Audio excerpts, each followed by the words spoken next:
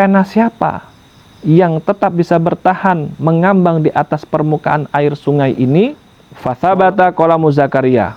Ternyata yang penanya tetap bertahan mengambang di atas permukaan adalah penanya Nabi Zakaria.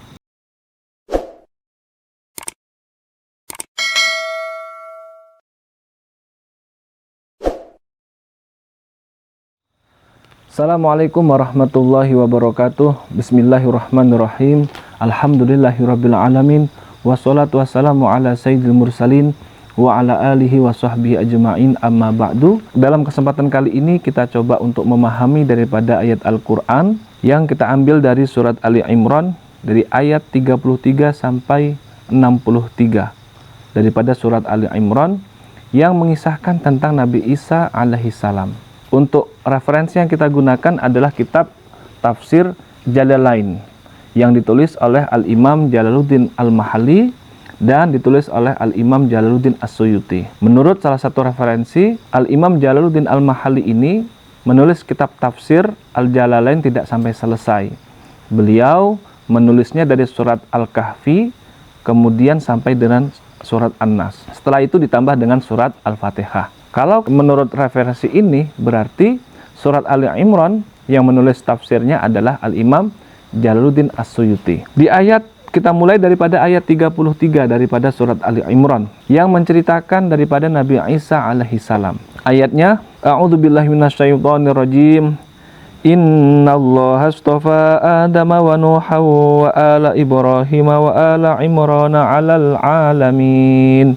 Sesungguhnya Allah Subhanahu wa taala telah memilih Nabi Adam, memilih Nabi Nuh, memilih Nabi Ibrahim, memilih Imran terhadap manusia-manusia yang lain yang ada di atas muka bumi ini. Alal alamin. Artinya Allah memilih daripada Nabi Adam, Nuh, Ibrahim, Imran bija'lil anbiya min naslihim. Apa bedanya? Yakni Allah menjadikan daripada para nabi merupakan keturunan daripada beliau-beliau ini. Dzurriyyatan ba'duha min ba'd wallahu sami'un alim. Yang mana dzurriyah yakni keluarga mereka saling bertaut satu sama lain. Satu keluarga berkaitan dengan keluarga yang lain. Satu dzurriyah sebagiannya adalah bagian daripada dzurriyah yang lain. Dan Allah adalah zat yang maha mendengar lagi maha mengetahui. Idz qalat imra'atu Imrana rabbi inni nadartu laka ma fi batni muharrara fataqabbal minni innaka antas samiul alim. Dan ketika istri Imran berkata, istri Imran bernama Nyai Hannah berkata, ya Rabbi inni nadartu laka ma fi batni muharrara. Wahai Tuhanku, sesungguhnya aku nadarkan kepada engkau apa yang ada di dalam perutku, yakni janin, seorang anak nanti kalau dia lahir dia akan kujadikan muharrar. Jadi istri Imran ini, kalau kita gunakan dengan bahasa sebuah penghormatan, berakulturasi, kita sebut saja Kiai Imran. Nanti istrinya Nyai Hannah. Kiai Imran ini memiliki seorang istri bernama Hannah. Nyai Hannah ini usianya sudah tua, namun memiliki keinginan kuat untuk memiliki seorang anak. Dan akhirnya Nyai Hannah ini pun berdoa kepada Allah Subhanahu wa taala.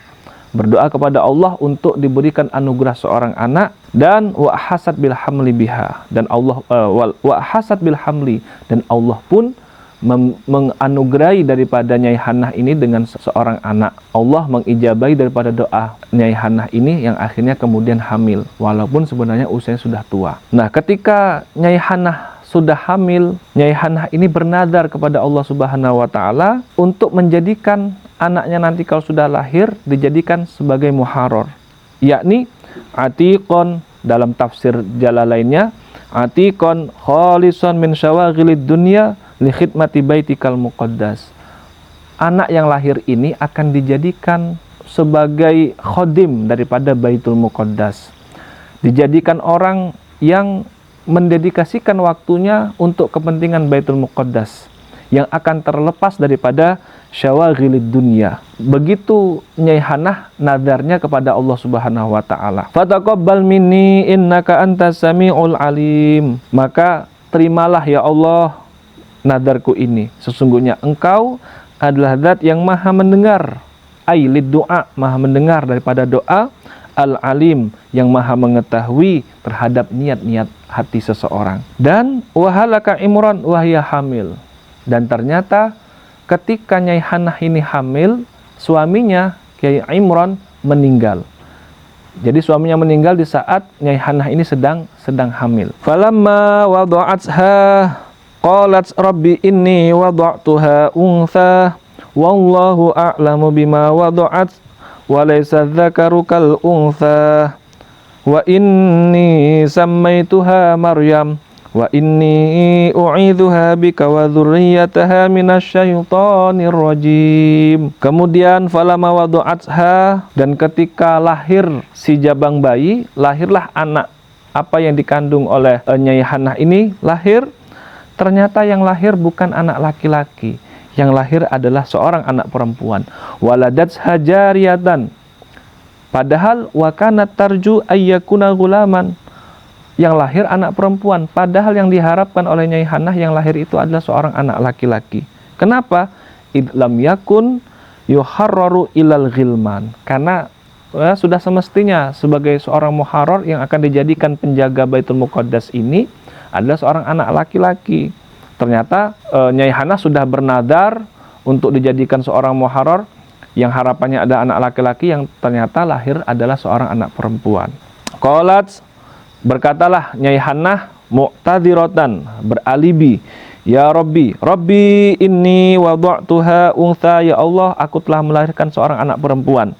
Wallahu a'lam bima wada'at, dan engkau lebih mengetahui, engkau mengetahui dengan apa yang telah lahir. Kemudian walaysa dzakar kal untha, beliau juga mengatakan yang namanya anak laki-laki tidaklah sama dengan anak perempuan.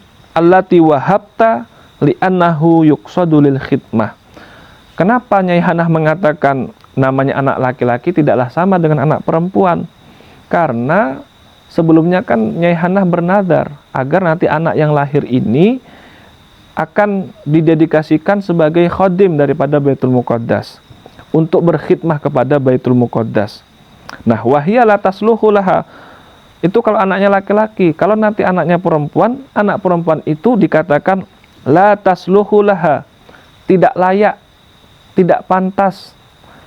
Bukan berarti kita rasis dan sebagainya, tapi memang dikatakan lidu'fiha wa auratiha. Kenapa kok dikatakan la tasluhu laha? Karena si anak perempuan ini dipandang daripada sisi yang lain dia du'fun, dia lemah. Kemudian wa auratiha, belum lagi nanti masalah menutupi auratnya, belum lagi wa ma ya'tariha minal haid wa nahwihi, dan apa yang terjadi daripada watak seorang perempuan, dia haid dan sebagainya. Maka ini jelas suatu perbedaan yang mencolok anak perempuan dengan anak laki-laki. Wa inni samaituha Maryam, dan sesungguhnya aku telah menamai anak perempuan yang lahir ini dengan nama Maryam. Wa inni u'idzuha bika wa dzurriyyataha minasyaitonir rajim, dan aku berlindung kepada engkau ya Allah agar anak-anakku, dzurriyyahku, anak keturunanku ini, Maryam ini dan seluruh anak keturunannya engkau jaga daripada syaitonir rajim. Karena ada sebuah hadis dikatakan ma min mauludin yuladu illa masahu syaiton. Dalam sebuah hadis dikatakan semua anak yang lahir di muka bumi itu pastilah akan disentuh oleh syaiton, tersentuh oleh syaiton. Ada anak lahir itu syaitan udah mulai beraksi. Ketika si anak lahir, fayastahilu, maka si anak itu akan berteriak, nangis dan sebagainya. Sharikhon illa Maryam wabnaha. Semua anak, dalam sebuah hadis dikatakan semua anak yang lahir itu akan disentuh oleh syaitan, kecuali Maryam dan putranya, yakni Nabi Isa alaihi salam. Rawahu asy-Syaikhani. Di ayat seterusnya, fataqabbalaha rabbuha biqabulin hasanatin wa ambataha nabatan hasanah. Allah menerima daripada Sayyidah Maryam ini biqabulin hasanin, bahasanya begitu. Allah menerima Sayyidah Maryam dengan penerimaan yang baik, dan wa ambataha nabatan hasanah, dan Allah tumbuhkan ini Sayyidah Maryam dengan pertumbuhan yang baik. Karena segala sesuatu Allah Subhanahu wa taala Allah menghidupkan, menumbuhkan Sayyidah Maryam dengan pertumbuhan yang baik. Di sini ditulis oleh Al-Imam Jalaluddin As-Suyuti, pentafsirannya adalah angsha'aha bi khalqin hasanin. Angsha'aha bi khuluqin hasanin. Allah tumbuhkan Sayyidah Maryam dengan pakerti yang baik. Fakanat tanbitu fil yaum kama yanbitu al-maulud fil am. Sayyidah Maryam tumbuh, satu hari pertumbuhan Sayyidah Maryam itu sebagaimana pertumbuhan 1 tahun untuk anak yang lain. Wa atat biha ummuha al-ahbar. Kemudian datanglah Nyai Hannah dengan membawa putrinya ini datang kepada al-ahbar, yakni tokoh-tokoh yang ada di situ, tokoh-tokoh pada masa itu yang merupakan sidnati Baitul Muqaddas, yang menjadi orang-orang khodim lah, kita katakan khodim daripada Baitul Muqaddas. Faqalat dunakum hadhihin nadhirah, kata Nyai Hannah ketika datang kepada mereka, dunakum hadhihin nadhirah, ini saya haturkan perempuan yang nadhirah, yang perempuan yang dulunya ini aku nadari, memang si anak perempuan ini dulu memang sudah aku nadari, nanti kalau dia lahir akan menjadi sebagaimana muharrar, yakni aku jadikan dia orang-orang yang mendedikasikan seluruh hidupnya sebagai khodim untuk Baitul Muqaddas. Terimalah dia. Dunakum hadhihin nadhirah.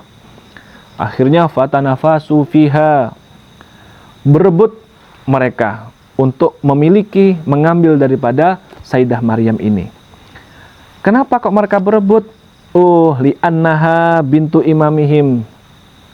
Maryam, Sayyidah Maryam ini bukan orang sembarangan. Sayyidah Maryam ini merupakan putri daripada tokoh mereka, putri daripada imam mereka, yakni yang Imran yang dimaksud.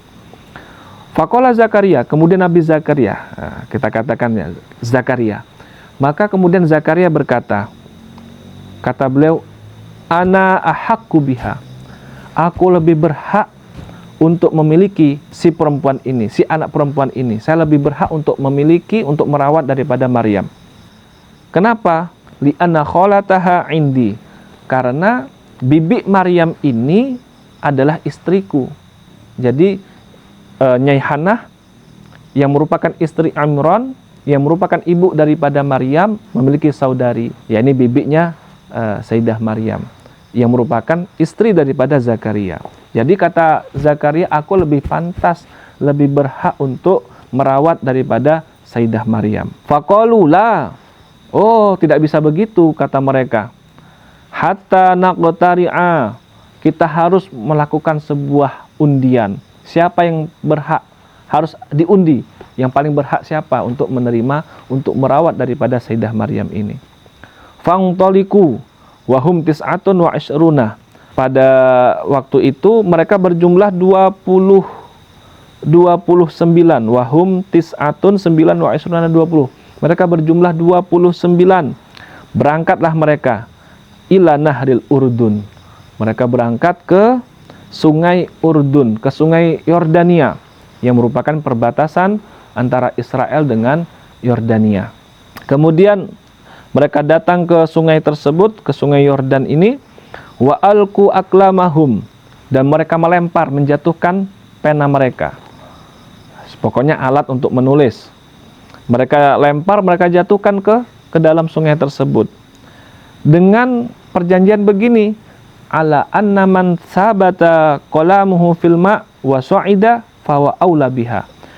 Pena siapa yang tetap bisa bertahan mengambang di atas permukaan air sungai ini, walaupun ini dilempar pena, kok pena siapa yang tetap berada di atas permukaan, maka dialah yang berhak untuk merawat Sayyidah Maryam.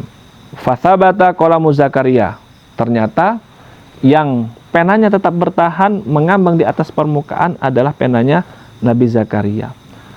Kemudian fa'akhadaha wa banalaha ghurfatan fil masjid. Akhirnya dirawatlah, diambillah Sayyidah Maryam oleh Nabi Zakaria.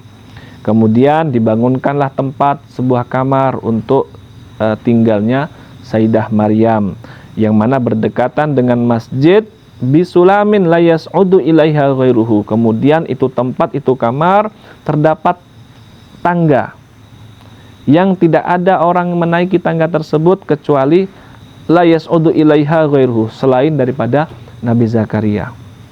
Nah, Nabi Zakaria datang ke kamar Sayyidah Maryam itu, wa kana ya'tiha bi ukliha wa syurbiha wa duhniha. Datang dengan membawa makanan untuk Sayyidah Maryam, datang dengan membawa minuman yang diberikan untuk Sayyidah Maryam.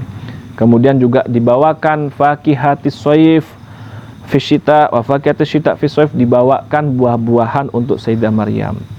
Kama qala ta'ala, dilanjutkan dengan ayat Qur'annya, wa kafalaha Zakaria kullama dakhala 'alaiha Zakaria al-mihrab wajada 'indaha rizqa qala ya Maryamu anna laki hadza qalat huwa min 'indillah innallaha yarzuqu man yasha'u bighairi hisab. Kemudian Sayyidah Maryam dirawat oleh Nabi Zakaria. Kullama dakhala 'alaiha Zakaria, ketika Nabi Zakaria masuk ke kamarnya Sayyidah Maryam, maka melihatlah wajada indaha rizqa. Maka melihat Nabi Zakaria bahwa di sisi Sayyidah Maryam terdapat rizki. Wajada indaha rizqon, bahasanya rizqon, bentuk nakirah, terdapatlah rizki. Qala ya Maryam, akhirnya bertanya Nabi Zakaria, wahai Maryam, anna laki hadza, bagaimana ceritanya kok ada makanan di kamarmu ini? Siapa yang memberikan? Biasanya kan saya yang membawakan, saya baru ini bawa untuk engkau. Qalat, jawablah Sayyidah Maryam. Oleh Sayyidah Maryam dikatakan, huwa min indillah, rizki yang ada di tempat ini merupakan rizki dari sisi Allah Subhanahu wa ta'ala. Ya'tini bihi minal jannah, yang Allah berikan, yang Allah datangkan ini rizki daripada surga, kata Sayyidah Maryam. Terus ditegaskan, innallaha yarzuqu may yasha' bighairi hisab, sesungguhnya Allah Subhanahu wa ta'ala memberikan rizkinya kepada orang-orang yang Allah kehendaki bighairi hisab, tanpa perhitungan. Apa maksud bighairi hisab, tanpa perhitungan? Rizqan wasi'an bila tab'ah, Allah akan berikan rizki yang luas tanpa kesulitan, tanpa kecapean, tanpa kesulitan. Kalau Allah sudah berkehendak terhadap orang tersebut, orang itu bisa mendapatkan rizki dari Allah Subhanahu wa ta'ala tanpa harus bersusah payah. Karena innallaha yarzuqu may yasha' bighairi hisab. Wallahu a'lam bishawab. Assalamualaikum warahmatullahi wabarakatuh.